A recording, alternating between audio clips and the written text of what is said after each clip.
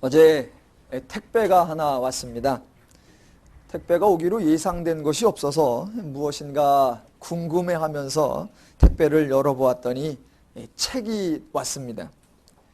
책이 온다라는 것은 둘 중에 하나입니다. 하나는 이단의 소개 책자이거나 하나는 어느 분이 자기 자랑하고자 자기 책을 보내는 겁니다. 누군가 책을 보내온다라는 것은 그런 의미의 반가운 일이 아니라 귀찮은 일입니다. 보관하자니 둘 데 없고 버리자니 민망한 그런 경우가 종종 있습니다. 여하튼 받은 책이라 열어보았더니 아니나 다를까 어느 목사님의 은퇴기념 회고록이었습니다. 대부분의 그 은퇴기념 회고록이 다 그러하듯이 그 책에도 그분의 양력이 길게 소개되어 있었고 그분의 행하신 엄청난 사역들이 자세하게 나열되어 있고 사증으로 확증하여 보여주었고 또 그분을 향한 각계각층의 찬사들이 듬뿍 담겨져 있었는데 결론적으로 그 책을 왜 나한테 보냈는지 도무지 알지 못하는 그런 책이었습니다.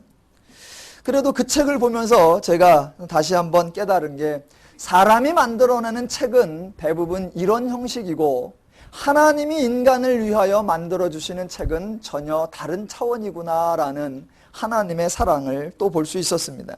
그 중에 하나 안타까운 것은 똑같은 책이어도 세상 사람들이 만드는 책과 그 책에 담겨있는 내용과 하나님의 사람, 하나님의 종, 하나님의 목사들이 만드는 책과 그 속에 담겨있는 내용은 그래도 조금 달라야 되지 않은가라는 기대를 하는데 그런 기대에 미치지 못하는 것을 보면서 많이 좀 안타까웠습니다. 세상은 참 편견이 심합니다. 편가르기를 아주 잘합니다. 잘난 사람과 못난 사람을 나누고 배운 사람과 못 배운 사람을 나누고 가진 사람과 못 가진 사람을 나누고 영웅과 악당을 신랄하게 구분합니다. 단지 구분만 하는 것이 아니라 그 구분 속에는 그 사람들을 대하는 태도와 자세도 현격하게 다르다라는 것을 적용하고 있습니다. 어떤 사람이 한 가지를 잘하면 그 사람은 한 가지를 잘할 뿐인데 대부분은 모두를 잘하는 것처럼 여겨주고 그 사람을 높입니다. 말도 마찬가지입니다. 세상에 어떤 좋은 말이 있다고 합시다. 그러면 그 말이 좋은 말이냐 안 좋은 말이냐라는 거는 그 말 자체가 가지고 있는 내용이 좋고 훌륭하냐 아니면 그 말이 옳지 못한 말이냐 그 말 자체에 의하여 그 말의 중요성이 결정되어야 합니다. 그런데 많은 사람들은 그 말 자체가 옳으냐 중요하냐 보다 물론 그거는 당연하겠지만 그 말을 누가 했느냐라는 것이 훨씬 더 중요하게 여겨지는 것 같습니다. 그래서 좋은 말을 할 때에는 그 말 뒤에 언제나 누가 한 말이다라는 것을 첨부하여야 훨씬 영향력이 있고 듣는 사람들이 잘 들어주는 것 같습니다. 예를 들어 어떤 어려운 일이 있을 때 제가 그냥 단순하게 여러분 우리 포기하지 맙시다. 그러면 그 말은 좋은 말입니다. 그런데 제가 그냥 포기하지 맙시다 그러면 뭔가 오기처럼 느껴지고 이 초라한 사람의 마지막 몸부림처럼 느껴지는 그런 뉘앙스가 옵니다.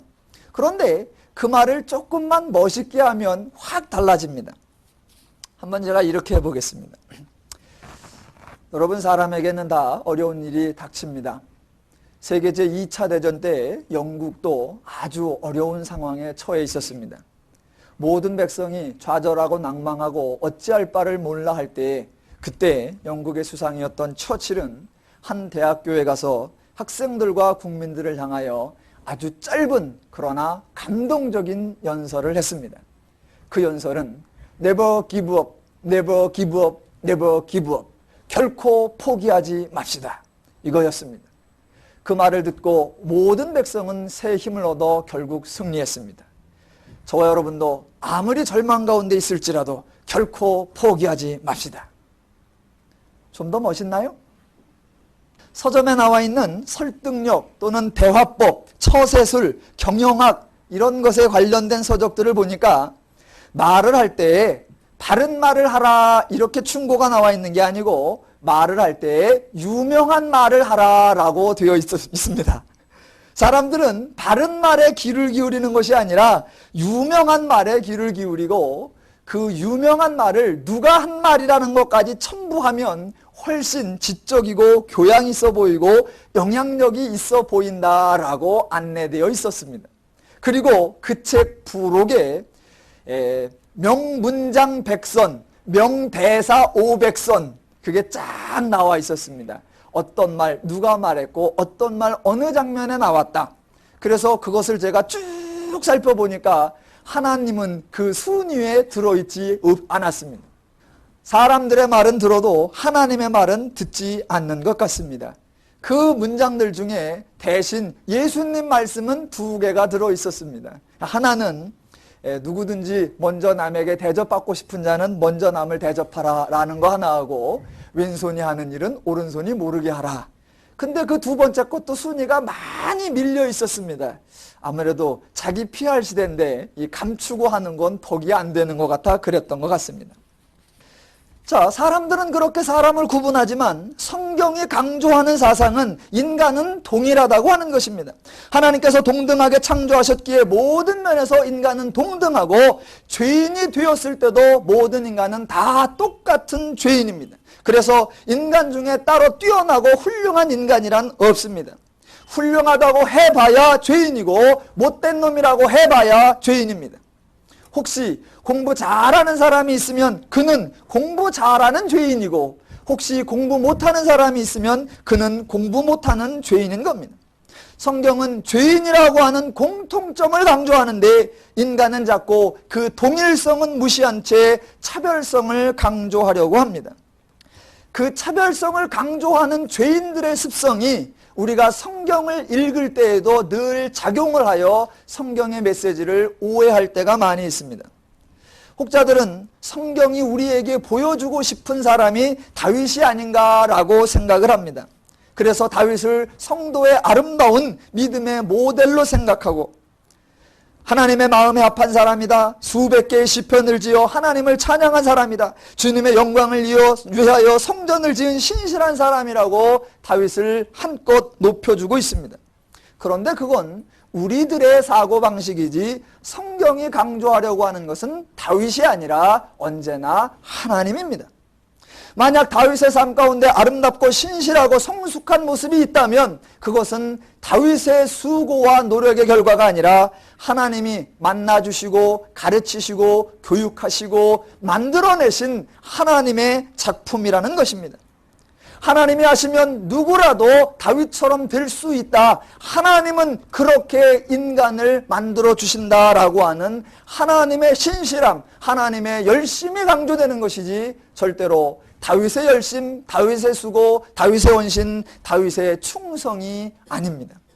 그래서 세상에서는 혹 어떤 사람을 영웅으로 만들면 약간의 비화들은 감추어주고 드러내지 않지만 성경은 그 모든 것을 적나라하게 드러내어 모든 사람은 같으나 하나님이 그 사람을 어떻게 은혜로 만들어 가시는가를 보여줍니다. 오늘 그 장면 중에 하나를 확인할 수 있습니다. 지난주에 다윗의 가족사의 불행한 일을 살펴보았습니다. 다윗의 아들 암논이 동일한 다윗의 아들 압살롬의 누이 다말을 겁탈하는 사건을 살펴보았습니다. 그 사건에서 암논은 분명 옳지 않게 행동했습니다. 어느 기준으로 보아도 옳지 않습니다. 윤리적 기준, 도덕적 기준, 사회적 기준 어느 기준에도 옳지 않고 특별히 하나님의 기준에는 더더욱 옳지 않은 행동이었습니다. 그런데 암논의 행동을 살펴보면서 저와 여러분이 이상하게 느끼는 것은 아무도 암논의 행위를 잘못했다고 지적하지 않고 죄라고 책망하지 않는다는 것입니다. 압살롬도 당시에는 아무 말도 하지 않았습니다. 후에 압살롬이 암논을 살해하지만 그 살해한 압살롬의 행동이 정당하고 옳은 것으로 아무도 인정해주지 않았습니다. 만약 암논이 잘못했다라는 것을 압살롬이 지적하려고 했다라고 하면 바로 그 즉시 다윗에게 쫓아가서 그의 잘못된 행동을 지적하고 징계할 것을 요청했어야 합니다. 그런데 전혀 그렇게 하지 않고 한참이 지난 후에 그 압놈을 데려다가 죽이고 그 죽인 것이 또한 자기의 잘못인 줄 알아 멀리 도망가 버리는 그런 행동을 했습니다. 그래서 이 압살롬의 행동도 결코 옳다고 볼 수 없습니다. 또 성경 속에서 더더욱이 저와 여러분이 당황할 수 있는 것은 다윗의 태도입니다. 다윗은 일반적 기준으로 왕이기에 백성 가운데 정의를 바로 세우고 질서를 잡아야 할 자입니다. 게다가 하나님의 사람으로 백성들에게 하나님의 원리, 하나님의 진리, 하나님의 말씀을 가르치도록 세움받은 그런 하나님의 사람입니다. 그런데 암논의 행위를 듣고도 성경에 다윗은 분개하였다라고만 되어 있지 암논을 부르거나 암논에게 어떠한 조치도 취하지 않습니다. 사건이 있은 직후에만 아무 말이 없는 것이 아니라 후에도 아무런 조치를 취하지 않습니다. 혹시 사람들은 덮어줄 수 있고 혹시 사람들은 왕의 아들이니까 묵인해 줄 수 있지만 이스라엘 백성 가운데 발생한 일에 대하여 하나님의 기준과 하나님의 관점에서 올바르게 분별해주고 가르쳐 주어야 하는 그러한 책임과 역할을 맡은 다윗에게서는 기대하기 힘든 행동입니다. 다윗은 아무것도 하지 않습니다. 이렇게 모두가 아무 소리도 하지 않을 때에 바른 소리를 한 사람이 있는데 그 바른 소리는 우리가 생각하는 기준이 아닌 전혀 다른 기준에서 다른 각도로 말을 합니다. 그게 바로 누구냐면 다말입니다. 자, 암논의 가해 행동에 의하여 피해자가 되는 이 다말이 하나님의 기준과 신앙적 기준에서 아주 정확한 말을 합니다. 자, 암논과 다말이 함께 있을 때에 만약 암논이 부적절한 행동을 한다면 다말은 그것을 막아서며 이래서는 안 됩니다. 이것은 인간적으로 옳지 않습니다. 도리적으로 옳지 않습니다. 윤리적으로 옳지 않습니다. 여러 그런 말을 하면서 거부해야 마땅합니다. 그런데 성경에는 거부하는데 그 근거가 우리의 예상과 다르게 나옵니다. 13장 12절에 보면 다말이 이렇게 얘기합니다. 저가 대답하되 아니라 내 오라비여 나를 욕되게 말라. 이런 일은 이스라엘에서 마땅히 행치 못할 것이니 이 괴악한 일을 행치 말라. 도덕적으로 옳지 않다, 윤리적으로 옳지 않다, 가정적으로 옳지 않다 이렇게 나오는 것이 아니라 이 일은 이스라엘에서 마땅히 행치 못할 일이라 라고 나오는 겁니다. 윤리적, 도덕적, 사회적 기준이 옳으냐 하면 옳지 않습니다. 죄인들은 자기들에게 이로운 쪽으로 다 이용해 먹습니다. 죄인들은 그렇게 할 겁니다. 그런데 윤리적이기 이전에, 도덕적이기 이전에, 사회적이기 이전에 모든 죄인들은 그렇게 한다고 친다 하더라도 이스라엘은 달라야 한다라는 것이 다말의 주장입니다. 왜? 모든 사람은 죄만 알지만 이스라엘은 하나님을 알지 않냐? 이스라엘은 하나님의 방식을 알지 않느냐? 이스라엘은 옳고 그른 것을 알고 이스라엘은 진리를 알고 이스라엘은 행해야 할 것과 행하지 말아야 할 것을 아는 하나님의 백성, 하나님의 사람들, 하나님의 존속들이 아니냐? 그러니까 이 일은 이스라엘에서는 마땅히 있어서는 안 될 일이다 라고 말하고 있습니다. 이 말을 누가 해야 되냐면 온 백성 중에 아무도 그 일을 안 해도 유일하게 그 말을 해야 하는 한 사람이 있는데 그게 바로 다윗입니다. 바로 그 말을 하라고, 바로 그런 역할을 하라고, 바로 그런 모델을 본보이라고 하나님이 다윗을 만들어 놓았는데 정작 다윗은 전혀 그런 말을 하지 않고 있고 피해자인 다말이 그 말을 하고 있습니다. 이게 바로 성경의 가르침입니다. 하나님은 누구의 말이냐가 중요한 것이 아니라 그 말이 옳으냐 그르냐, 그 말이 맞느냐라는 것을 중요시하고 있는 겁니다. 다윗의 말이면 왕으로서 통치자로서 하나님의 사람으로서 말에 권위가 있고 힘이 있고 영향력이 있느냐? 그렇지 않습니다. 다말이라고 하는 어떤 여인이 하는 말이면 그것은 사소하고 초라하고 아무런 영향력이 없느냐? 그렇지 않습니다. 누구냐에 따라 그 말을 누가 하느냐에 따라 그 말의 비중이 달라지는 것이 아니라 그 말이 옳은 말이냐, 그 말이 바른 말이냐, 그 말이 하나님의 원리와 하나님의 심정과 하나님의 마음과 같은 말이냐, 그것을 중요시 여기는 겁니다. 성경은 다윗을 영웅으로 만들지 않고 다윗이 하는 모든 일을 옳다고 말하는 것이 아니라 누구를 통해서라도 하나님의 옳으신 말씀을 가르치며 증거하며 나타내고 있는 것입니다. 오늘 본문의 14장에는 두 사람이 나옵니다. 그 중에 하나는 다윗이요, 또 하나는 드고와 여인입니다. 다윗은 왕이요, 하나님의 기름 부음 받은 자요, 하나님의 보호하심을 받은 신앙의 인물이라고 하면 오늘 본문에 등장하는 드고와 여인은 정말 무명의 여인입니다. 무명의 여인, 이름이 없어요. 그래서 성경에 뭐라고 나오느냐, 말 그대로 그냥 드고와 여인이다 라고만 등장합니다. 감히 왕께 나올 수 없는 자요, 왕 앞에서 대면하여 또박또박 말할 수 없는 자일 것입니다. 제가 상상해 보기에 만약 성경에 기록되지 않고 두 사람이 얘기하는 걸 도청을 통하여 엑스파일로 만들어 본다면 아마 대화는 이럴 겁니다. 다윗은 옳은 얘기, 맞는 얘기, 바른 얘기를 계속 해대고 있고 여인은 그저 머리를 조아리고 고맙습니다, 감사합니다, 성은이 만극하여이다 라고 되어 있을 것 같은 정황인데 오늘 본문은 전혀 반대입니다. 압살롬이 범죄하였음에도 불구하고 다윗은 압살롬을 방관하고 있고 압살롬은 스스로 구슬 땅으로 도망하여 그곳에 머물고 있습니다. 다윗의 신하 요압이 다윗을 이렇게 보니까 다윗이 그 도망가 있는 압살롬을 사모하며 그리워하는 마음에 잡혀 있고 전혀 어떤 조치를 취할 자세가 안 돼 있습니다. 그러니까 이 왕의 마음을 풀어주기 위해 요압이 드고와 여인을 다윗에게로 보내어 그 마음을 위로하고 다윗에게 압살롬을 데려올 수 있는 명분을 만들기 위하여 오늘 이 드라마가 생기는 겁니다. 자, 그래서 여인이 왕에게 가서 자기의 두 아들에 관한 이야기를 합니다.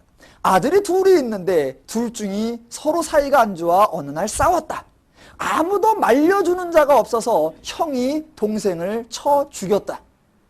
그 소식을 들은 동네 사람들이 동생을 쳐 죽인 살인자를 그냥 두어서는 안 된다. 그러니 형을 내놓아라. 그를 우리가 처리하리라 라고 벌떼같이 들고 일어났다. 그런데 왕이시여, 제발 도와주세요. 만약 동네 사람들이 하고 싶은 대로 해버리면 동생은 형한테 맞아 죽었고 형은 동네 사람한테 맞아 죽어. 그리고 나는 이미 과부라. 우리 집 씨가 마르게 되니 어찌 이런 일이 있을 수 있습니까? 제발 좀 도와주십시오 라는 그 청원입니다. 그 말을 듣고 이 다윗이 말하기를, 알았다. 내가 너의 청을 들어주어 그 동네 사람들로 하여금 내 유일하게 남아있는 아들을 죽이지 못하도록 막아주고 보호해 주겠다. 그런 조치를 내가 취해 주겠다라고 대답을 합니다. 바로 그때 여인이 들이받으면서 하는 말이 그게 13절입니다. 여인이 가로되, 그러면 어찌하여 왕께서 하나님의 백성에게 대하여 이 같은 도모를 하셨나이까? 이 말씀을 하셨으니 왕께서 죄 있는 사람같이 되심은 그 내어 쫓긴 자를 집으로 돌아오게 아니하심이니이다 입니다. 즉 비록 죄가 있더라도 그 압살롬을 방치하지 말고 이제 돌아와서 그가 회복될 수 있도록 해주어야 하지 않습니까? 그런데 왜 그냥 두심으로 인하여 왕이 죄인같이 되어 계십니까? 라고 말하는 겁니다. 그러면서 왕이 그를 돌아오게 하셔도 됩니다. 왜냐하면 그 근거를 들이대는 게 14절입니다. 우리는 필경 죽으리니 땅에 쏟아진 물을 다시 모으지 못함 같을 것이오나 하나님은 생명을 빼앗지 아니하시고 방책을 베푸사 내어 쫓긴 자로 하나님께 버린 자가 되지 않게 하시나이다. 자, 물론 이 말은 압살롬을 돌아오게 하고자 하는 의도입니다. 그런데 그 압살롬을 돌아오게 하기 위한 그 설득 가운데 하나님의 성품과 하나님의 원리를 아주 정확하게 우리에게 보여주고 있다는 겁니다. 사람들은 대부분 이렇게 오해를 합니다. 하나님 그러면 제일 많이 생각하는 게 공의로우신 하나님이에요. 잘하는 자에게 상 주고 못하는 자에게 벌 주시는 그런 하나님. 그래서 하나님이 인생의 생사여탈권을 갖고 계시고 축복과 저주권을 다 가지고 계셔서 순종하는 자에게는 복 주시고 불순종하는 자에게는 벌 주신다. 이런 게 사람들의 다 생각에 잡혀있는 왜곡된 겁니다. 그런데 만약 그런 생각이라고 하면 여인은 이렇게 말해야 합니다. 왕이시여, 압살롬은 왜 살려둡니까? 쫓아가서 확 죽여버리시지. 그러는데 압살롬을 돌아오게 하도록 왕을 설득하는데 그 설득의 근거가 바로 오늘 이거란 말입니다. 하나님은 생명을 빼앗지 아니하시고 방책을 베푸사 내어 쫓긴 자로 하나님께 버린 자가 되지 않게 하시나이다. 이게 하나님은 심판자가 아니고 하나님은 인간을 징계하는 자가 아니고 하나님은 인간을 구원하는 자요, 인간을 후원하시는 자요, 인간을 도우시는 분이라는 것을 바로 아시기 바랍니다. 자, 또 하나, 지금 이 장면은 역할이 바뀌어 있는 거예요. 지금 이 드고와 여인이 한 말을 사실은 누가 해야 되냐면 다윗이 해야 됩니다. 다윗이 해야 되는데 다윗이 그 말을 행하지 않고 있기 때문에 다른 사람을 통하여 다윗이 가르침을 받고 있는 장면입니다. 자, 원래대로 하면 상황이 이렇게 돼야 됩니다. 자, 다윗 집안에 암논과 다말 사건이 일어났습니다. 이야, 이 왕궁에서 이런 일이 벌어지니까 이 시국대책 비상회의가 쫙 열리는 겁니다. 그래서 왕도 있고 온갖 참모와 비서진이 쫙 모였습니다. 그래서 이제 참모들이 대책회의를 하는데 압살롬을 대부분 살려두자고 할까요? 죽이자고 할까요? 죽이자고 하는 쪽일 거란 말입니다. 그때 다윗이 좀 처량한 목소리로 아유, 참 애비의 마음을 이해해 주시오, 내 자식을 용서해 주시오, 아마 그렇게 청원할 수도 있습니다. 그때 참모들은 전부 다 반대할 겁니다. 그러면서 죄인은 징계해야 됩니다. 죄인을 봐주면 안 됩니다. 특별히 압살롬을 봐주면 이거는 친인척 비리를 묵과하는 거기 때문에 앞으로 큰일이 일어납니다. 왕의 가족이 먼저 솔선수범해야지 덮어주기만 하면 앞으로 왕은 권위가 서질 않습니다. 일벌백계의 원칙으로 백성에게 모범이 되어야 합니다. 각하, 압살롬을 죽여야 합니다. 모두가 아마 만장일치가 될 겁니다. 그러면 그때 다윗은 압살롬을 살리고 싶을 때에 이렇게 말하면 안 됩니다. 여러분도 자식이 있지 않습니까? 여러분, 자식에 잘 키우지 못한 이 애비에게 죄를 부르시고 자식을 용서해 주십시오. 한 번만 봐주십시오. 이렇게 되면 꽝 되는 겁니다. 그때 다윗은 압살롬을 살려줍시다 라고 말할 수 있습니다. 그때 압살롬을 살려달라고 주장하는 다윗의 근거가 바로 이거여야 된다는 겁니다.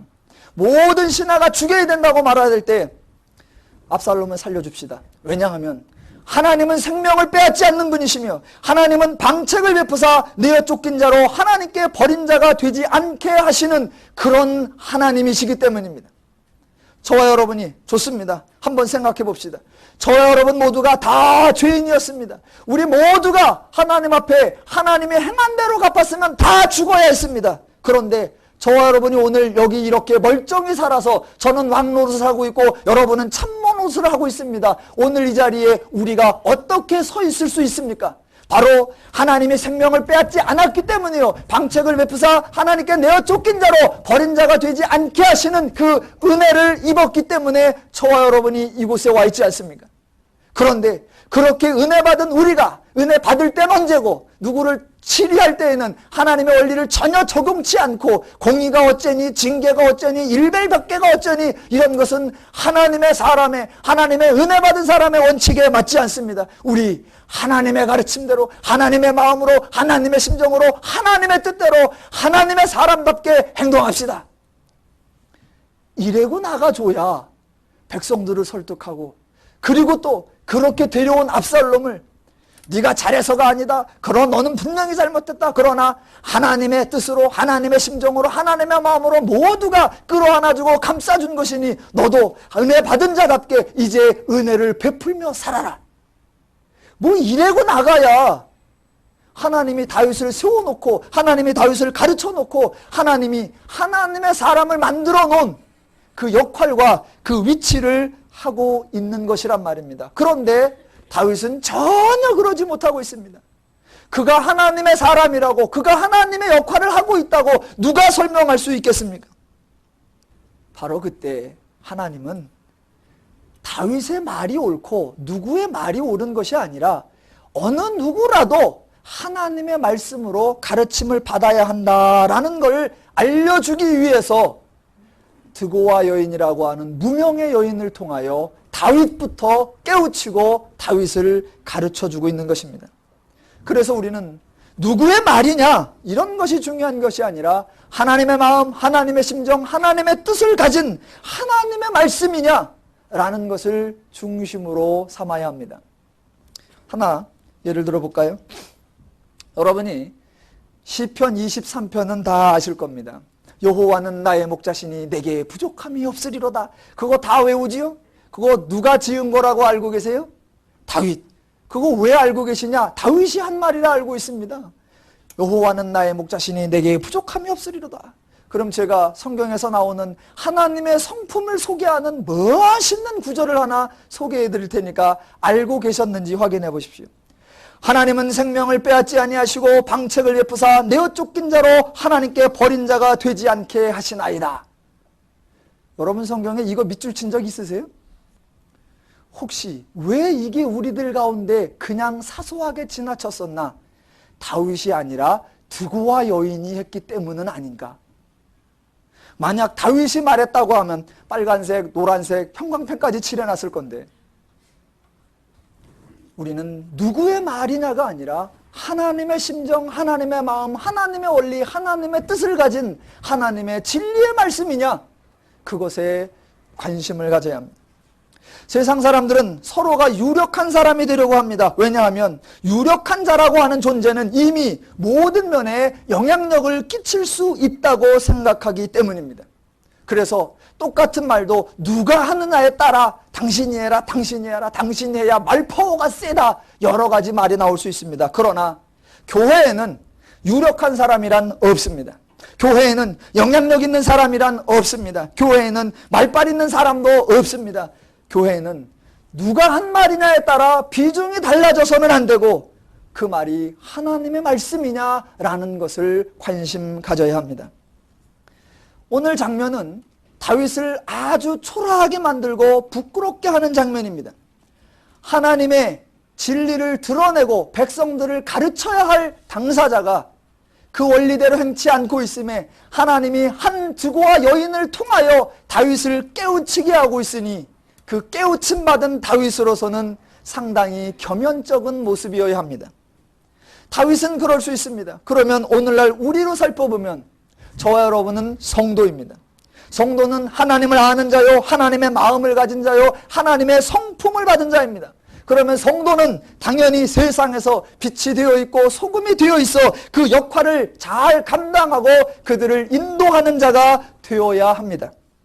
그런데 성도가 성도됨을 알지 못하고 성도가 성도의 역할을 제대로 감당치 못하고 있음에 하나님이 안타까우시사 세상 사람들을 통하여 성도를 깨우치게 한다면 그것은 성도로서 부끄러운 것이요, 창피한 것이요, 안타까운 것입니다. 그런데 가끔 그런 일이 발생한다는 것이 우리를 가슴 아프게 합니다. 저 여러분은 성도로서 성도의 역할을 알고 성도의 기능을 알고 성도의 존재를 알아 모두에게 본이 되며 덕이 되며 그들을 인도하는 성도다운 삶을 잘 살아갈 수 있어야 할 줄로 믿습니다. 마지막으로 하나만 더 살펴보겠습니다. 죄인은 말과 행동이 다릅니다. 그러나 하나님은 말과 행동이 같으십니다. 지난번 다윗이 밧세바를 범하였을 때 나단이 와서 양의 부유한 사람이 가난한 자의 양을 가져다가 자기 손님 접대한 예를 들어주니까 그 말을 듣자마자 다윗이 그 사람은 마땅히 죽어야 한다라고 단호하게 대답했습니다. 그 말이 끝나자마자 나단이 당신이 바로 그 사람입니다. 그래서 다윗이 그 말을 듣자마자 어떻게 해야 돼요? 그냥 칵 죽어야죠. 아, 나는 마땅히 죽어야 할 자다. 그런데 자신임이 밝혀지자마자 절대로 그렇게 하질 않습니다. 자, 오늘 장면도 마찬가지입니다. 드고와 여인을 통하여 다 듣고 나서 이제 이게 요압이 한 거구나 알아차려서 요압이 너에게 그 말을 줬지. 그래서 그렇습니다. 그래서 요압에게 좋아. 그러니까 네 말대로 하자. 그래서 압살롬을 데려옵니다. 압살롬을 데려온다라고 하는 것은 위치적 이동뿐만이 아니라 그의 모든 것을 덮어주며 허물을 감싸 안아주고 앞으로는 그런 일이 발생하지 않도록 가르치며 훈계하며 양육하며 지도 편달한다라고 하는 그 역할까지 들어가야 그게 하나님 말씀에 올바로 순종하는 겁니다. 그런데 다윗은 오라고는 했어요. 근데 꼭 토를 달았어요. 내 얼굴을 보지 마라. 그러니까 압살롬이 오긴 왔는데 이게 와 있기만 하지 아무것도 풀린 게 아니란 말입니다. 그래서 하나님의 원리대로 하지 않으니까 또 탈이 납니다. 하나님의 원리대로 하면 형통하는 건데 하나님의 원리대로 하지 아니하면 반대로 죄의 원리대로 하면 꼭 화근이 되어 탈이 나게 되어 있습니다. 그게 이제 다음 주 살펴볼 15장의 압살롬의 반역이라는 결과로 나타나게 됩니다. 하나님 말씀이 옳습니다. 하나님 원리대로 하는 게 가장 좋습니다. 그리고 하나님은 그렇게 말씀하시면 그렇게 행동하시는 분입니다. 그럼 오늘 드고와 여인을 통하여 밝혀진 하나님의 성품이 과연 그러한가, 정말로 그러한가 확인해 보겠습니다. 하나님은 생명을 빼앗지 아니하시고 하나님은 정말로 그렇게 하신다 안 하신다? 그렇게 하시지요. 아담이 범죄했습니다. 그러니까 하나님께서 죄인은 죽어야 한다라고 하나님에 가서 죽여버리느냐? 절대로 그렇지 않습니다. 이스라엘 백성이 광야를 지나가면서 그 허다한 기회 때마다 원망과 불평과 갖은 우상숭배로 하나님 앞에 죄를 짓습니다. 그때마다 하나님이 나는 이들을 살려둘 수 없다고 몰살시키느냐? 아니요. 그들을 또 먹이고 그들을 또 입히고 그들을 또 가르치고 그들을 또 인도하여 결국은 그들을 가나안으로 인도하고야만은 오늘 본문에 나온 대로 생명을 빼앗지 아니하시고 실제로 그렇게 행하시는 분입니다. 또 방책을 베푸사 하나님이 정말로 방책을 베푸십니까?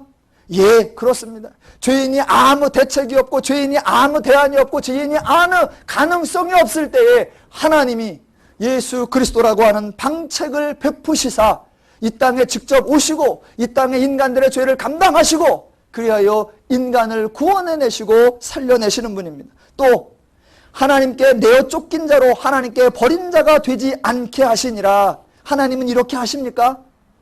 그렇게 하십니다.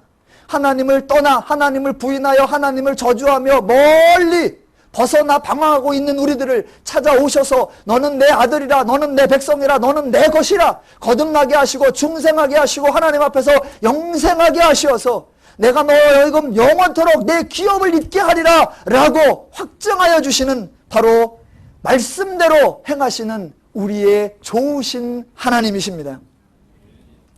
저 여러분은 성도입니다. 하나님의 마음을 가진 자, 하나님의 성품을 가진 자, 하나님의 원리를 가진 자들입니다. 하나님처럼 생각하시고 하나님처럼 말씀하시고 하나님처럼 행동하셔서 여러분이 먼저 하나님의 은혜를 풍성히 누리시고 여러분을 통하여 세상 모든 사람들이 하나님을 만나고 하나님의 은혜를 입을 수 있는 귀한 사랑을 베푸시는 멋진 누림의 성도 되시기를 주님의 이름으로 축원합니다.